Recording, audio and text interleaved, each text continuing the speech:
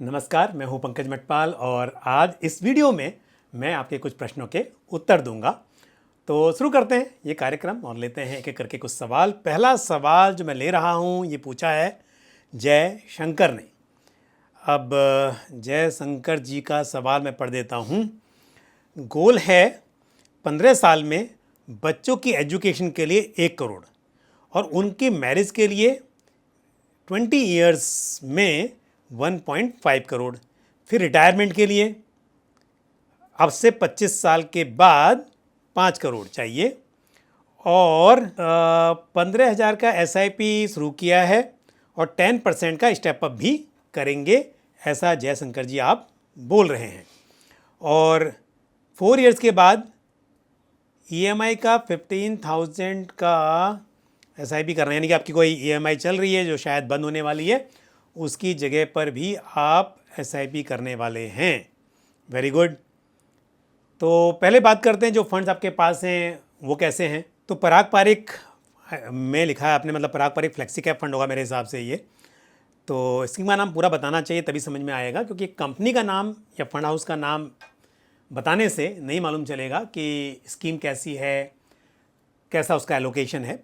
But मैं assume करके चल रहा हूँ ये पराग पारिक फ्लेक्सी कैप फंड है, जहाँ पर आप 3,000 रुपीज़ की SIP कर रहे हैं। SBI ब्लू चिप फंड में 1,000, Motilal Oswal large and mid cap fund में 2,000, HDFC मिड कैप अपॉर्चुनिटीज़ में 2,000, कोटक मिड कैप मतलब ये कोटक इमर्जिंग इक्विटी फंड होगा शायद, उसमें 2,000 और निपॉन इंडिया स्मॉल कैप में 2,000, क्वांट स्मॉल कैप में 2,000, टाटा स्मॉल कैप में 1,000। बहुत सारी स्कीम ले ली हैं आपने। देखिए इतनी स्कीम की ज़रूरत नहीं होती है। अगर स्मॉल कैप में आप एक फंड ले लें, एक मिड कैप में ले लें और एक लार्ज कैप में, तो भी काफ़ी होता, साथ में एक फ्लेक्सी कैप। बट आपने बहुत सारी स्कीम ले ली हैं। मिड कैप में भी आपके पास में 2 स्कीम हैं, 2 में 2-2 हज़ार रुपये, हल्की स्कीम अच्छी हैं। फिर लार्ज एंड मिड कैप है, उसके ज़रिए भी आपको मिड कैप में एक्सपोजर मिल रहा है। और स्मॉल कैप में 3 फंड्स हैं। अब किस में आपको कहूँ कि आप निकल जाइए और किस में रहिए। तीनों फंड्स अच्छे हैं,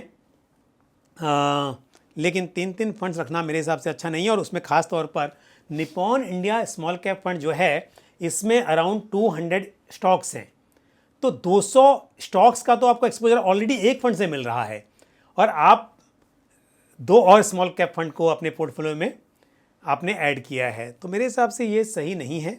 आप फंड्स कम कर सकते हैं, वो मेरे हिसाब से बेहतर होगा। तो बच्चों की एजुकेशन के टाइम पे, यानी कि आज से 15 साल के बाद बात करें, तो आपके पास करीब करीब 1 करोड़ 80 लाख के आसपास इकट्ठा होना चाहिए। यदि आप 15,000 की SIP कर रहे हैं और साथ में 4 साल के बाद में 15,000 और ऐड करेंगे और 10% से स्टेप अप भी करेंगे, तो 12% के CAGR पर मैं कैलकुलेट कर रहा हूँ। तो यहाँ पर करीब 1 करोड़ 80 लाख इकट्ठा हो जाएंगे। 1 करोड़ आप रिडीम करेंगे और 80 लाख जो है वो आगे बढ़ते रहेंगे, प्लस SIP चलती रहेगी। तो उसके 5 साल के बाद, जिस वक्त आपने कहा है कि आपको बच्चों की मैरिज के लिए 1.5 करोड़ की ज़रूरत पड़ेगी, वो भी आसानी से अचीव हो जाएगा और जो पैसे बचेंगे वो बढ़ते रहेंगे, SIP चलती रहेगी। तो अब से 25 साल के बाद जो आपने कहा है कि 5 करोड़ चाहिए रिटायरमेंट के लिए, आपके पास उससे भी थोड़े अधिक इकट्ठा हो जाने चाहिए। तो यहाँ पर तो कोई प्रॉब्लम नहीं दिखाई दे रही है, लेकिन क्योंकि समय के साथ पैसे की वैल्यू कम हो जाती है, तो यदि आप ये कहें कि आज से 25 साल के बाद में रिटायरमेंट के लिए 5 करोड़ रुपए, तो ये काफ़ी नहीं रहेंगे। अगर मैं 6% का भी इन्फ्लेशन लेकर चलूँ तो आज से 25 साल के बाद 5 करोड़ रुपए आज के लगभग 1 करोड़ 16 लाख के आसपास होंगे। तो इसके लिए इस बात को ध्यान रखते हुए जितना हो सके आप इन्वेस्टमेंट बढ़ाते रहिए। वैसे आप सही ट्रैक पर हैं। यदि आप इस हिसाब से इन्वेस्टमेंट करते हैं और आप ये जो राशि इसको बढ़ाते रहते हैं, तो मुझे उम्मीद है कि आप आसानी से अपने गोल्स अचीव कर पाएंगे। All the best to you. और अब बढ़ते हैं आगे, लेते हैं अगला सवाल जो पूछा है आनंद राव ने। आनंद जी, आपने बताया कि आप 30 साल के हैं और 60 ईयर्स पर आपके पास रिटायरमेंट कॉर्पस इकट्ठा होना चाहिए, वो आपका टारगेट है। तो 30 साल का वक्त है आपके पास में और आपने टारगेट लिया है 6 करोड़ का। अगेन मैं कहूँगा कि 6 करोड़ शायद काफ़ी नहीं होगा। यदि हम देखें 30 साल के बाद 6 करोड़ की वैल्यू क्या होगी, मैं 6% के इन्फ्लेशन पर इसे कैलकुलेट करता हूँ तो 30 साल के बाद 6 करोड़ की वैल्यू आज के लगभग 1 करोड़ के आसपास ही होगी, यदि 6% का भी इन्फ्लेशन हम एज्यूम करें। तो इसके लिए आपको 6 करोड़ का नहीं बल्कि आपको इसके 3 गुना 4 गुना टारगेट लेकर चलना चाहिए, क्योंकि समय बहुत लंबा है और ये आसानी से अचीव भी हो सकता है, क्योंकि पावर कंपाउंडिंग की वजह से 30 साल में एक अच्छी खासी राशि आप इकट्ठा कर सकते हैं। तो all the best to you. मैं स्कीम की जरूर चर्चा करूंगा आपके साथ। और स्कीम है आपके पास में एक्सिस स्मॉल कैप फंड, एक अच्छा स्मॉल कैप फंड है। PGIM India mid cap opportunity fund, ये भी अच्छा है। मेरे एसेट लार्ज कैप फंड, साथ ही पराग पारिक फ्लेक्सी कैप फंड। तो लार्ज कैप एक्सपोजर मिल रहा है, मिड कैप है, स्मॉल कैप और एक फ्लेक्सी कैप है। आपके पास इंटरनेशनल फंड नहीं है, हालांकि पराग पारिक फ्लेक्सी कैप फंड के जरिए आपको इंटरनेशनल मार्केट का भी एक्सपोजर मिल रहा है। तो मेरे हिसाब से फंड्स अच्छे हैं, आप इन फंड्स के साथ आगे बढ़ सकते हैं। इन्हीं में SIP अमाउंट को बढ़ाते रहिए। All the best to you. बढ़ते हैं आगे और लेते हैं राहुल मिश्रा का सवाल। राहुल जी, आपने बताया कि आप 17,500 की SIP कर रहे हैं और 10% का स्टेप अप भी आप करेंगे, हर साल अपने इन्वेस्टमेंट को बढ़ाते रहेंगे। 15 करोड़ का रिटायरमेंट और लड़की की शादी के लिए प्लानिंग है 20 साल में। ओके, तो रिटायरमेंट के लिए चाहिए 15 करोड़ और बेटी की शादी भी उसी में, सब मिला के 15 करोड़ का आपका टारगेट है, 20 साल में आपके पास होना चाहिए। चलो देख लेते हैं कि 17,500 से कितना हो पाएगा। मैं 12% पे कैलकुलेट कर दूंगा, बाकी तो वक्त बताएगा कि आपको कैसे रिटर्न मिल पाएंगे। और उम्मीद है यदि हम 20 साल की बात कर रहे हैं तो रिटर्न्स आप 12-13% नहीं बल्कि उससे भी बेहतर अर्न कर पाएंगे, डिपेंडिंग ऑन स्कीम्स। बट पहले मैं कैलकुलेशन कर देता हूँ कि 17,500 per month with step up of 10% कितना पैसा बन रहा है। तो 20 साल में आप इकट्ठा कर पाएंगे करीब 3 करोड़ 26 लाख रुपए 12% के CAGR पर। तो इसका मतलब आपको अपना इन्वेस्टमेंट और बढ़ाना होगा, और साथ ही यदि आपके हाथ में टाइम है तो फिर आप 20 की जगह पर यदि 25 साल का एक इन्वेस्टमेंट होराइजन लेकर चलते हैं तो आपके लिए थोड़ा और भी आसान हो जाएगा। तो आप जितना अभी इन्वेस्टमेंट कर रहे हैं और जो आपकी प्लानिंग है उसके हिसाब से जो आपने टारगेट लिया है वो थोड़ा सा मुझे बड़ा लग रहा है, कैलकुलेशन बता रही है ऐसा। और राहुल जी, आपने अपनी स्कीम के नाम नहीं बताए, तो अगर आप स्कीम के नाम डिस्क्लोज करेंगे तो मैं उन पर भी अपनी राय आपको दे सकता हूँ। तो आप थोड़ा सा इन्वेस्टमेंट को और बढ़ाएं। All the best to you. और अब लेते हैं अगला सवाल जो पूछा है श्रीनिवास मुसादा ने। श्रीनिवास जी वाइजैक के रहने वाले हैं और बताया है कि 21 और 25 साल की 2 बेटियां हैं और वेल्थ क्रिएट करनी है 3.5 करोड़ 15 ईयर्स में।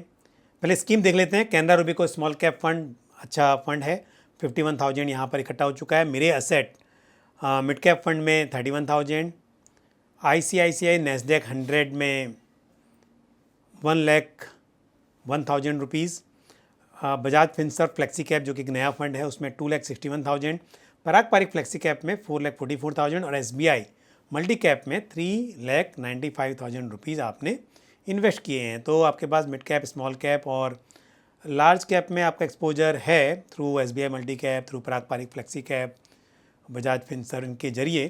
तो ठीक है, पोर्टफोलियो अच्छा है, स्कीम अच्छी हैं, लेकिन आपने आगे कहा है कि आप SIP नहीं करते बल्कि जब मार्केट मौका देता है तब आप एडिशनल इन्वेस्टमेंट करते हैं और एवरी मंथ 30,000 रुपीज़ आप किसी भी डेट पर इन्वेस्ट कर लेते होंगे, SIP नहीं कर रहे हैं। तो यदि डिसिप्लिन है, हर महीने सच में आप इन्वेस्ट कर सकते हैं तब तो अच्छा है, लेकिन यदि इमोशनली आप कई बार इन्वेस्ट नहीं कर पाते हैं या किसी वजह से नहीं कर पाते हैं तो फिर इससे आपकी वेल्थ क्रिएशन जर्नी में बाधा आ सकती है। तो SIP करेंगे तो कमिटमेंट रहेगा, हर महीने अकाउंट से अमाउंट डेबिट होगा, आपको यूनिट्स मिलती रहेंगी।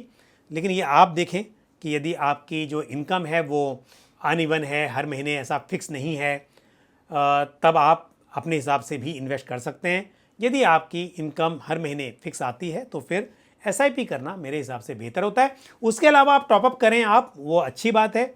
जब मार्केट आपको और मौका दे, मार्केट में गिरावट हो, तब आप ऐड करें, वो अच्छी बात है। लेकिन एक मिनिमम अमाउंट आप हर महीने SIP करते रहें तो ये बेहतर होता है, लेकिन क्योंकि मुझे नहीं पता कि आप बिजनेसमैन हैं या आप जॉब करते हैं, तो वो आप देख सकते हैं। और 30,000 रुपीज़ पर मंथ के हिसाब से अगर मैं कैलकुलेट करूं और 12% का CAGR मैं यहाँ पर मानकर चलूं, तो 15 ईयर्स में करीब 1 करोड़ 42 लाख इकट्ठा हो सकते हैं। और क्योंकि आपका टारगेट 3.50 करोड़ का है, तो कम से कम 10% से तो स्टेप अप करें, यानी कि हर साल आप SIP नहीं भी करते तो भी हर साल जितना पहले साल में करते हैं उससे 10% ज़्यादा तो आप इन्वेस्टमेंट करें ही हर महीना। यानी कि इस साल यदि आप 30,000 पर मंथ कर रहे हैं तो नेक्स्ट ईयर में 33,000 पर मंथ करें, और इस तरह से ईयर आफ्टर ईयर आप इन्वेस्टमेंट अमाउंट को बढ़ाते रहें। और साथ ही जब जब आपके पास एडिशनल अमाउंट अवेलेबल हो तो आप टॉपअप भी करें, ताकि आपका जो टारगेट है वो अचीव हो सके। और अब लेते हैं आज आखिरी सवाल जो पूछा है राजीव पॉल ने। राजीव, आपने बताया कि आप 34 ईयर्स के हैं और एक सैलरीड एम्प्लॉई हैं with 75,000 rupees per month salary, और कोलकाता के आप रहने वाले हैं, और 2 साल का आपका बेटा है, और आपके पास में कुछ SIPs हैं जहां पर आप मतलब इन्वेस्टमेंट कर रहे हैं। UTI Nifty 50 index fund, Parag Parikh flexi cap fund, Kotak multi cap fund, ICICI Prudential Nifty mid cap index fund, Nippon India Nifty 250 small cap index, HDFC small cap fund और टाटा स्मॉल कैप फंड। और आपने कहा है कि total 50,000 की आप SIP करते हैं, कोई एग्जैक्ट गोल नहीं है, आपको अच्छे रिटर्न्स की उम्मीद है, और बच्चे के एजुकेशन के लिए पैसे आप इकट्ठा करना चाहते हैं। 18 ईयर्स के बाद में आपको ज़रूरत पड़ेगी, ऐसा आपने कहा है। देखिए, पोर्टफोलियो में स्कीम्स सभी अच्छी हैं, आपके पास में mid cap, small cap, large cap, flexi cap सभी तरह के फंड्स का एक्सपोजर है, लेकिन स्मॉल कैप में आपका एक्सपोजर बहुत ज़्यादा है। और ऐसा नहीं है कि यदि आप स्मॉल कैप में एक्सपोजर बहुत अधिक रखेंगे तो ही आपके रिटर्न्स बेटर होंगे। स्मॉल कैप में वॉलेटिलिटी ज़्यादा देखने को मिलती है, और आपको समझना होगा कि ऐसे में कई बार यदि मार्केट में करेक्शन होता है तो आपको नुकसान भी उठाना पड़ सकता है। तो हालांकि आपका नज़रिया है, जो आपका इन्वेस्टमेंट होराइज़न है वो काफ़ी लंबा है, फिर भी स्मॉल कैप के साथ साथ यदि आप लार्ज कैप में मिड कैप में एक्सपोजर बढ़ाएंगे तो ये बेहतर होगा। बाकी स्कीम्स अच्छी हैं, और साथ ही आपके पास में जैसे स्मॉल कैप में एक आपके पास पैसिव फंड है और 2 आपके पास एक्टिव फंड्स भी हैं, तो 5,000 करके 3 स्मॉल कैप फंड में आप इन्वेस्ट कर रहे हैं। साथ ही कोटक मल्टी कैप फंड के जरिए भी आपका स्मॉल कैप में पैसा जा रहा है, क्योंकि मल्टी कैप फंड का भी एक्सपोजर स्मॉल कैप में रहता ही है, तो इसके लिए स्मॉल कैप में आपका एक्सपोजर बहुत ज़्यादा बढ़ रहा है। मेरे हिसाब से थोड़ा कम होना चाहिए। बाकी स्कीम अच्छी हैं।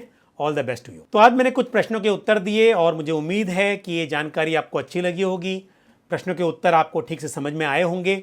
इसी तरह से अपने सवाल और सुझाव आप कमेंट बॉक्स में पोस्ट करते रहें। इसी के साथ मुझे भी दीजिए इजाज़त, अगले वीडियो में फिर आपसे मुलाकात होगी। थैंक यू, जय हिंद। म्यूचुअल फंड निवेश बाजार जोखिमों के अधीन है। योजना से संबंधित सभी दस्तावेजों को ध्यान से पढ़ें।